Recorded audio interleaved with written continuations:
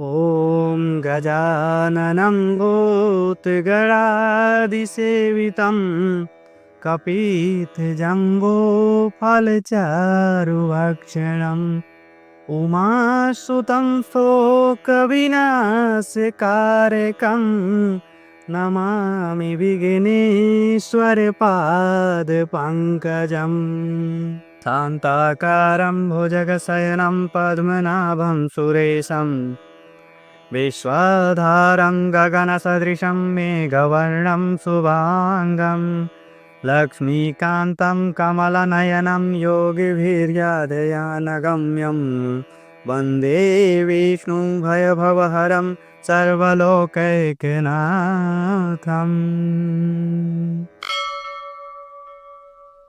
एक समय नैमिषारण्य तीर्थ में सौनक आदि 88,000 सभी ऋषियों तथा मुनियों ने पुराण एवं शास्त्र के ज्ञाता श्री सूत जी महाराज से पूछा, हे महामुने, आप तो इतिहास एवं पुराण के ज्ञाता है, अतः आपसे एक निवेदन है कि इस कलयुग में वेद विद्या से रहित मनुष्यों को प्रभु भक्ति किस प्रकार से प्राप्त हो तथा उनका उद्धार कैसे हो। इसलिए हे मुनिश्रेष्ठ, कोई ऐसा तप कहे, कोई ऐसा व्रत कहे, कोई ऐसा अनुष्ठान कहे जिससे थोड़े ही समय में पुण्य मिल सके और मनोवांछित फल की प्राप्ति भी हो सके।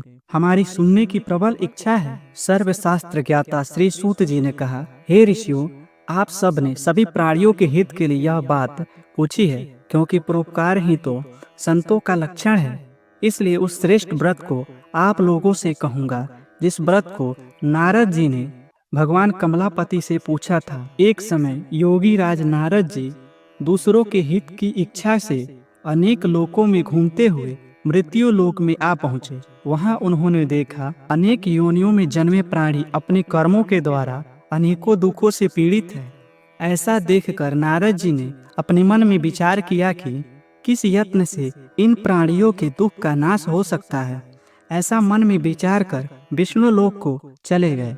वहाँ उन्होंने श्वेत वर्ण और 4 भुजाओं वाले सबके आधार भगवान श्री नारायण को देखा, जिनके हाथ में शंख, चक्र, गदा और पद्म तथा गले में वनमाला सुशोभित है। नारद जी बोले, हे भगवान, आप अत्यंत शक्ति से संपन्न हैं। मन तथा वाणी भी आपको नहीं पा सकती। आपका आदि मध्य अंत भी नहीं है। निर्गुण स्वरूप सृष्टि के अधिभूत एवं भक्तों के दुखों को नष्ट करने वाले हैं आप। भगवान मेरा नमन स्वीकार करें। नारद जी की स्तुति सुनकर भगवान नारायण ने नारद जी से पूछा, हे मुनिश्रेष्ठ, आपके मन में क्या है? आपका यहाँ किस काम के लिए आगमन हुआ है? निसंकोच कहिए, मैं सब कुछ बताऊंगा। नारद जी ने कहा, हे प्रभु, मृत्यु लोक में प्रायः अपने अपने पाप कर्मों के द्वारा विभिन्न योनियों में उत्पन्न सभी लोग अनेक प्रकार के दुखों से दुखी हो रहे हैं। हे नाथ, यदि आप मुझ पर दया रखते हैं तो बताइए कि उन मनुष्यों के सब दुख थोड़े ही प्रयत्न से कैसे दूर हो। भगवान श्री हरि ने कहा, हे नारद, मनुष्यों की भलाई के लिए आपने बहुत अच्छी बात पूछी है। जिस व्रत के करने से प्राणी मोह से मुक्त हो जाता है, सो मैं उन महान शक्तिशाली व्रत को कहता हूँ। श्री सत्यनारायण भगवान का व्रत महान पुण्य देने वाला तथा स्वर्ग एवं मृत्यु लोक में अत्यंत दुर्लभ है। श्री सत्यनारायण जी का व्रत पूर्ण विधि विधान से करने पर मनुष्य मृत्यु लोक में दुख भोग कर अंत में शरीर छोड़कर मोक्ष को प्राप्त होता है। भगवान के श्री मुख से वचन सुनकर नारद जी ने पूछा, हे प्रभु, सत्य व्रत का फल क्या है? क्या विधि है? किसने सत्य व्रत को किया है? श्री भगवान ने कहा, नारद, दुख शोक आदि को दूर करने वाला, धन धान्य को बढ़ाने वाला, सौभाग्य तथा संतान को देने वाला, सभी स्थानों पर विजयी श्री दिलाने वाला, भक्ति और भाव के साथ किसी भी दिन सत्यनारायण की कथा शाम के समय ब्राह्मणों एवं बंधुओं के साथ धर्मपरायण होकर पूजा करें और भक्ति भाव से सवायम मात्र में नैवेद्य, केले का फल, घी, दूध और गेहूं का चूर्ण लेवे। गेहूं के अभाव में साठी का चूर्ण, शक्कर तथा गुण ले और सब भक्षण योग्य पदार्थ एकत्रित करके भगवान सत्यनारायण को अर्पण करना चाहिए। बंधुओं के साथ श्री नारायण कथा सुनकर ब्राह्मणों को भोजन कराएं एवं दक्षिणा देकर संतुष्ट करें। तदुपरांत बंधुओं सहित स्वयं भी भोजन करे। इस तरह से व्रत करने पर मनुष्यों की इच्छाएं निश्चित ही पूर्ण होती है। विशेष कलिकाल में मृत्यु लोक में यही इच्छा पूर्ति एक मोक्ष का सरल उपाय है। इस प्रकार श्री स्कंद पुराण के अंतर्गत रेवा खंड में श्री सत्यनारायण व्रत कथा का यह पहला अध्याय पूरा हुआ। प्रेम से बोलिए श्री सत्यनारायण भगवान की जय।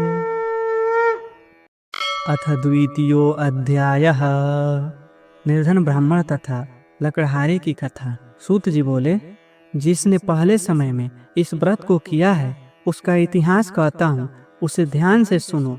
एक सुंदर काशीपुरी नाम की नगरी में एक अति निर्धन ब्राह्मण रहता था। वह ब्राह्मण भूख और प्यास से व्याकुल हुआ नित्य ही पृथ्वी पर घूमता था।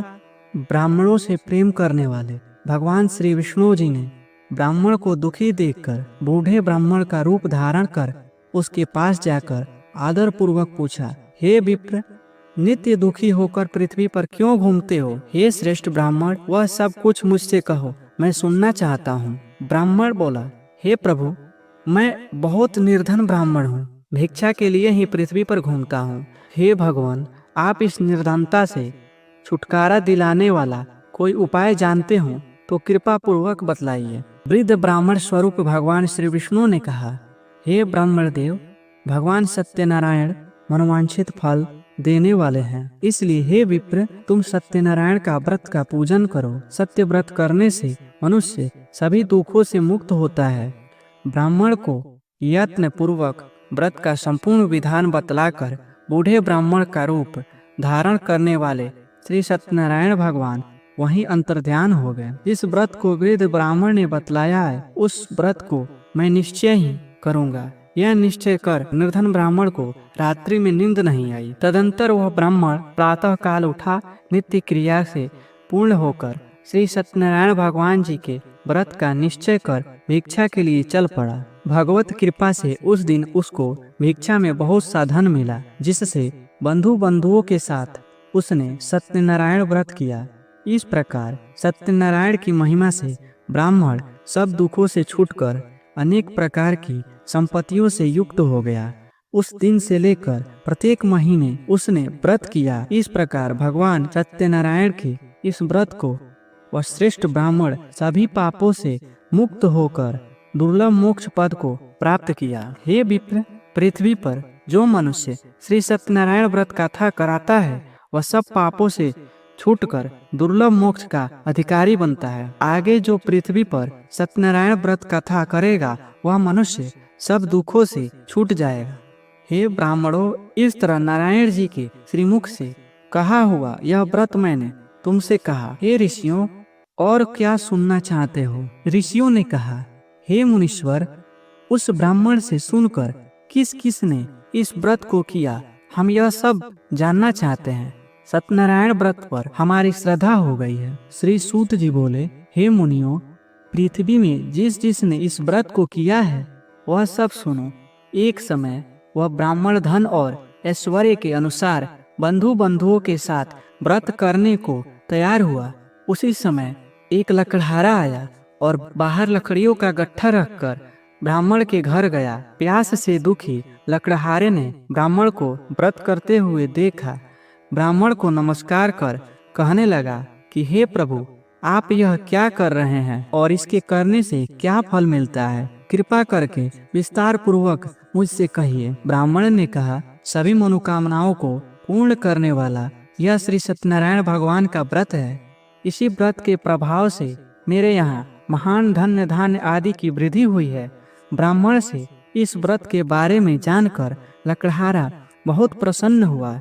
चरणामृत और प्रसाद ग्रहण करके वह नगर चला गया। लकड़हारे ने मन में इस प्रकार का संकल्प किया कि आज ग्राम में लकड़ी बेचने से जो धन मुझे मिलेगा उसी धन से सत्यनारायण देव का उत्तम व्रत करूंगा। यह मन में विचार कर बूढ़ा लकड़हारा अपने सिर पर लकड़ियां रखकर जिस नगर में धनिक लोग रहते थे ऐसे सुंदर नगर में गया।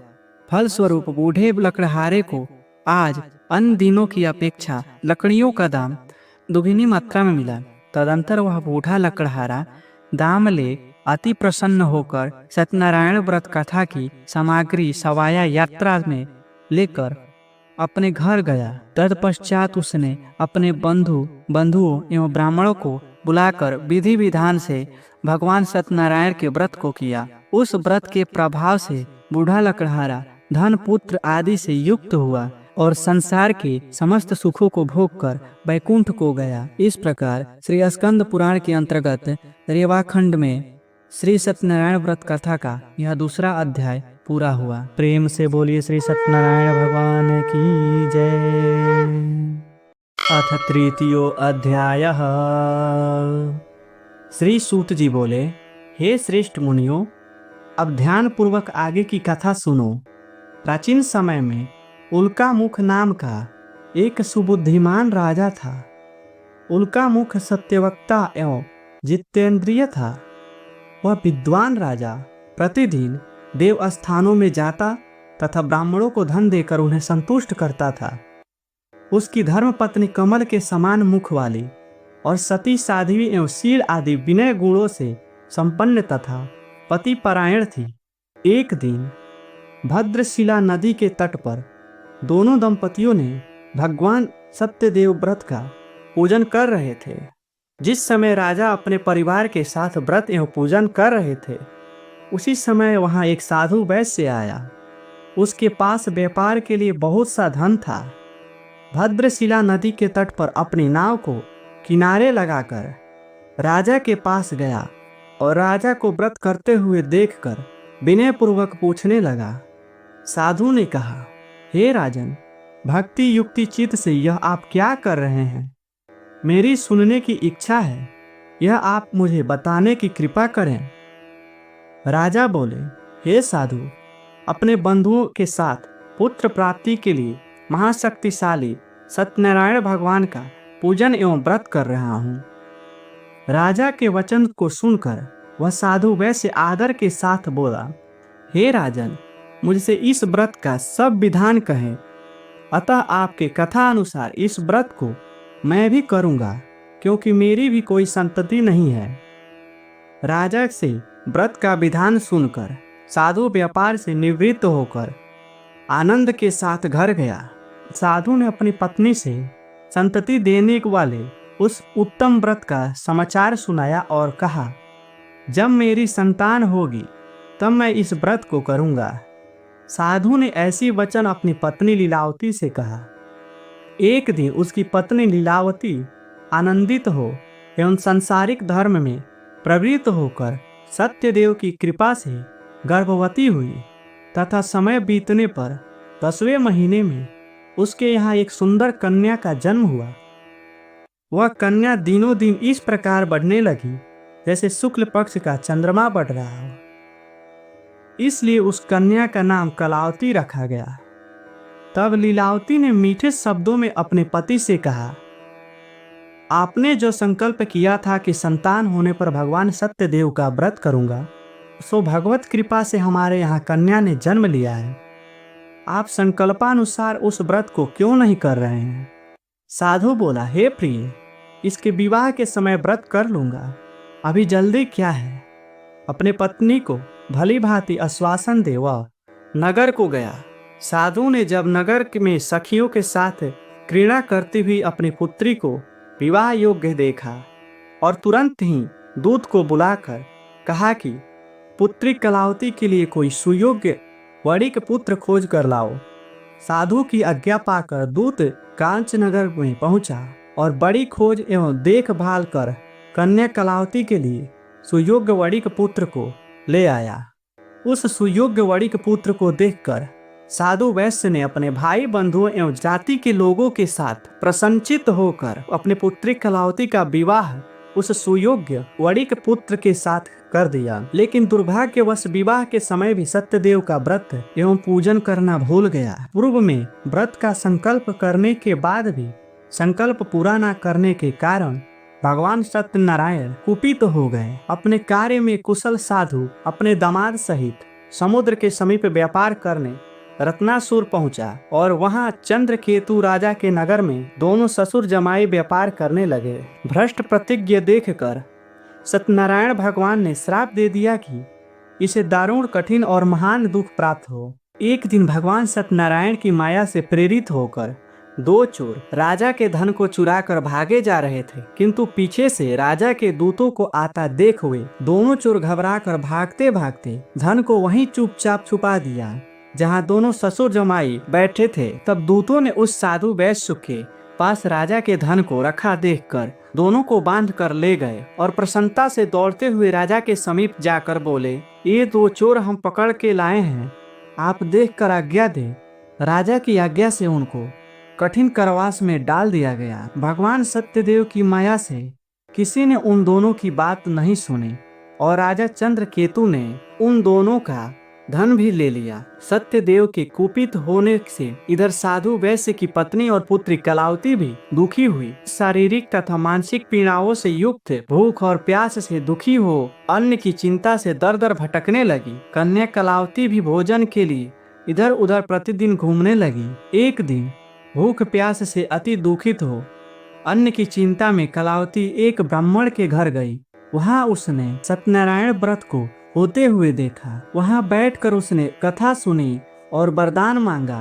तदंतर प्रसाद ग्रहण करके वह कुछ रात होने पर घर गई। माता लीलावती ने कलावती से कहा, हे पुत्री, दिन में कहाँ रही तुम और इतनी रात तक कहाँ रुकी थी? कलावती बोली, हे माता, मैंने एक ब्राह्मण के घर मनोरथ प्रदान करने वाला सत्यनारायण का व्रत देखा है। पुत्री के वचन सुनकर लीलावती भगवान के पूजन की तैयारी करने लगी। लीलावती ने परिवार एवं बंधुओं के सहित भगवान का पूजन एवं व्रत किया और यह वर मांगा कि मेरे पति और दामाद शीघ्र ही सकुशल लौट आए और प्रार्थना की हम सबका अपराध क्षमा करें। भगवान सत्यदेव इस व्रत से संतुष्ट हुए और राजा चंद्रकेतु को स्वप्न में दिखाई दिए और बोले, हे राजन, दोनों बंदी वैसे प्रातः काल ही छोड़ दो और उनका सब धन जो तुमने ग्रहण किया है वह लौटा दो, नहीं तो तुम्हारा सब धन, राजपाट आदि सब नष्ट कर दूंगा। राजा से स्वप्न में इतना कहकर भगवान सत्यनारायण अंतर्ध्यान हो गए। इसके अंतर प्रातः काल राजा चंद्रकेतु ने सभा में अपने सभापदों को स्वप्न के विषय में बताया और दोनों बंदी वैश्य को मुक्त करके उन्हें दुगुना धन लौटाकर उन्हें आदर पूर्वक से विदा किया और कहा, हे महानुभाव, आप लोगों की भावी वश से कठिन दुख प्राप्त हुआ, अब कोई भय नहीं। हे साधु, अब आप अपने घर को जाएं। राजा को प्रणाम करके वैश्य साधु ने कहा, आपकी कृपा से हम जा रहे हैं। ऐसा कहकर और भगवान का धन्यवाद करके दोनों महावैश्यों ने अपने घर के लिए प्रस्थान किया। जा पर कृपा राम की होई, ता पर कृपा करहि सब कोई। इस प्रकार श्री स्कंद पुराण के अंतर्गत रेवा खंड में श्री सत्यनारायण व्रत का यह तीसरा अध्याय संपूर्ण हुआ। प्रेम से बोलिए श्री सत्यनारायण भगवान की जय। अथ चतुर्थ अध्याय। श्री सूत जी बोले, वैश्य ने मंगलचार और ब्राह्मणों को धन देकर अपने नगर की यात्रा आरंभ की और उनके थोड़ी दूर पहुंचने पर भगवान सत्यनारायण की साधु के सत्यता की परीक्षा लेने की जिज्ञासा हुई। दंडी का भेष धारण कर सत्यनारायण भगवान ने उनसे पूछा, हे साधु, आपकी नाव पर क्या भरा हुआ है? अभिमानी वारिक हंसता हुआ अवहेलना पूर्वक बोला, हे दंडनी, आप क्यों पूछते हो? क्या कुछ द्रव लेने की इच्छा है? मेरे नाव में तो बेल तथा पत्ते आदि भरे हैं। वैश्य की ऐसी निठुर वाणी सुनकर भगवान ने कहा, तुम्हारा वचन सत्य हो। ऐसा कहकर दंडी सन्यासी का रूप धारण किए हुए सत्यनारायण भगवान वहां से चले गए और कुछ दूर जाकर समुद्र के किनारे बैठ गए। दंडी के चले जाने पर वैश्य ने नित्य क्रिया करने के पश्चात नाव को जल में ऊपर की ओर उठी हुई देखकर अत्यंत आश्चर्य में पड़ गया तथा नाव में बेल आदि देखकर मूर्छित हो जमीन पर गिर पड़ा। फिर मूर्छा खुलने के बाद बहुत शोक करने लगा। तब उसके दामाद ने इस प्रकार कहा कि आप शोक ना करें, यह सब दंडी का श्राप है, अतः उनकी शरण में चलना चाहिए हमें, क्योंकि वो चाहे तो सब कुछ कर सकते हैं, इसमें कोई संशय नहीं है। दामाद के वचन सुनकर वह साधु वड़िक दंडिक स्वामी के पास पहुंचा, अत्यंत भक्ति भाव से प्रणाम करके बोला, मैंने जो आपसे असत्य वचन कहे थे उसके लिए क्षमा कीजिए। ऐसा कहकर वह रोने लगा। तब दंडी भगवान ने बोला, हे मूर्ख, रो मत, मेरी बात सुनो। मेरी पूजा से उदासीन होने के कारण तथा मेरी आज्ञा से बार बार तुम्हें दुख प्राप्त हुआ। भगवान की ऐसी वाणी सुनकर साधु वणिक उनकी स्तुति करने लगा। साधु ने कहा, हे भगवान, यह आश्चर्य की बात है कि आपकी माया से मोहित होने के कारण ब्रह्मा आदि देवता भी आपके रूप और गुणों को ठीक रूप से नहीं जान पाते। फिर मैं अज्ञानी आपकी माया से मोहित होने के कारण कैसे जान पाऊं? आप प्रसन्न होइए, मैं सामर्थ्य के अनुसार आपकी पूजा करूंगा। मैं आपकी शरण में आया हूँ। उसके भक्ति युक्त वचन सुनकर भगवान जनार्दन संतुष्ट हो गए। भगवान हरि उनकी इच्छा अनुसार वर देकर अंतर्ध्यान हो गए। तब उन्होंने नाव पर आकर देखा कि नाव धन से परिपूर्ण है। तब भगवान के प्रति कृतज्ञता प्रकट की और वह सज्जनों के साथ भगवान सत्यदेव का पूजन किया और नाव को यत्न पूर्वक संभाल कर साथियों सहित अपने नगर की ओर चला। साधु वाड़िक के अपने दामाद से कहा, वह देखो, मेरी रत्नापुर नगरी दिखाई दे रही है। इसके बाद उसने अपने धन के रक्षक दूतों को अपने आगमन का समाचार देने के लिए अपनी नगरी में भेजा। तत्पश्चात उस दूत ने नगर में जाकर साधु की भार्या को देखकर हाथ जोड़कर प्रणाम किया और उनसे अभीष्ट की बात कही कि साधु अपने दामाद सहित बहुत सा धन लेकर इस नगर के समीप आ गए हैं। ऐसा वचन सुनकर लीलावती ने बड़े हर्ष के साथ सत्यदेव का पूजन कर रही पुत्री से कहा, मैं अपने पति के दर्शन करने जाती हूँ, तुम कार्य पूर्ण करके शीघ्र आना। माता का ऐसा वचन सुनकर कलावती व्रत को समाप्त करके प्रसाद छोड़ पति के दर्शन के लिए चली गई। प्रसाद की अवज्ञा के कारण सत्यदेव ने रुष्ट हो उनके पति को नाव सहित पानी में डुबो दिया।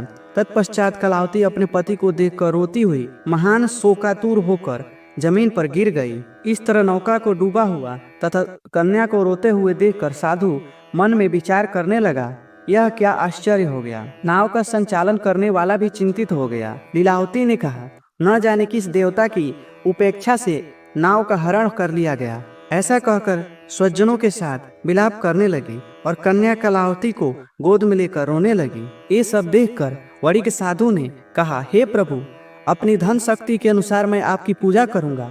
सभी के सामने साधु ने अपने मन की इच्छा प्रकट की और बारंबार भगवान सत्यदेव को दंडवत प्रणाम किया। यह प्रार्थना की कि हे प्रभु, मुझसे या मेरे परिवार से जो भी भूल हुई है उसे क्षमा करो।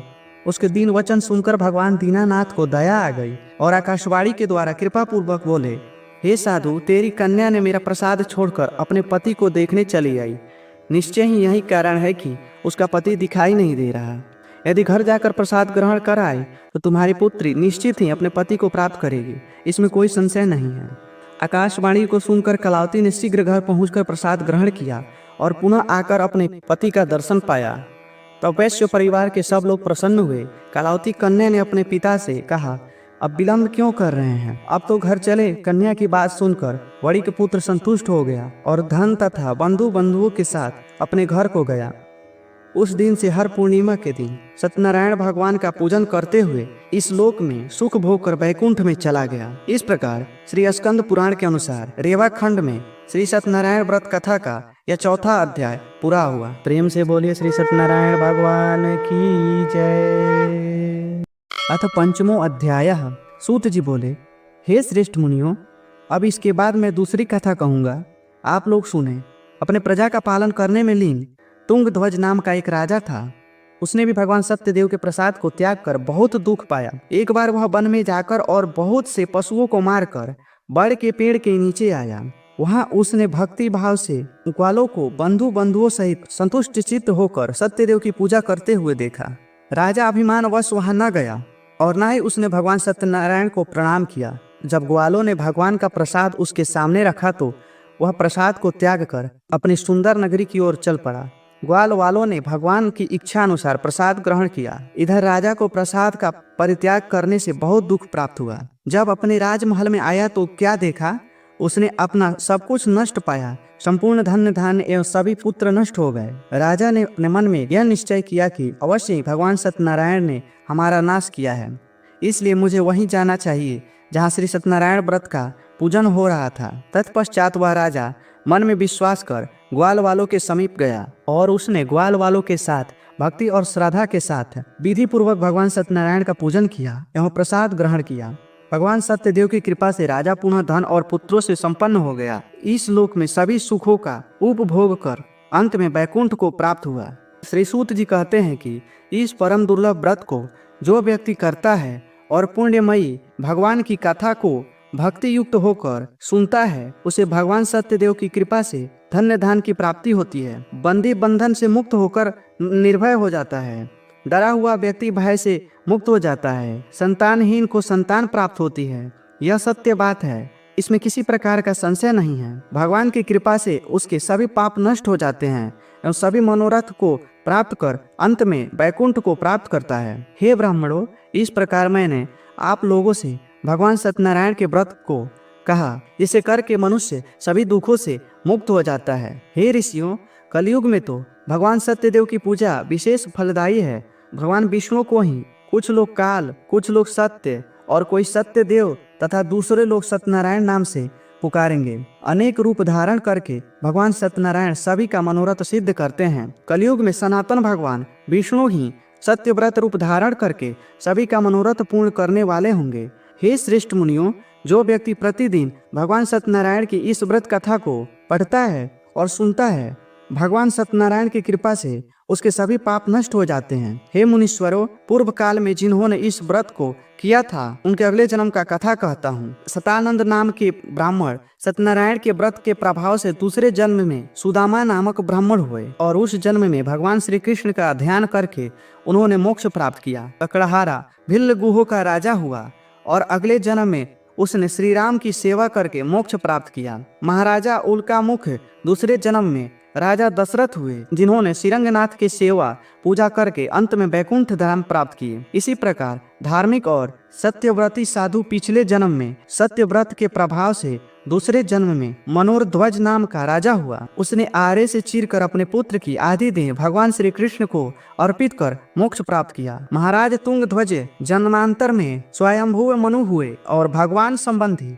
संपूर्ण कार्यों का भक्ति पूर्वक अनुष्ठान करके वैकुंठ लोक को प्राप्त हुए। जो गोपगण थे वे सभी जन्मांतर में वज्रमंडल में निवास करने वाले गोप एवं ग्वालवाल हुए और श्री कृष्ण की सन्निधि पाकर एवं राक्षसों का संहार करके उन्होंने श्री भगवान का शाश्वत धाम लोक धाम प्राप्त किया। इस प्रकार श्री स्कंद पुराण के अंतर्गत रेखाखंड में श्री सत्यनारायण व्रत कथा का यह 5वां अध्याय पूरा हुआ। प्रेम से बोलिए श्री सत्यनारायण भगवान की जय।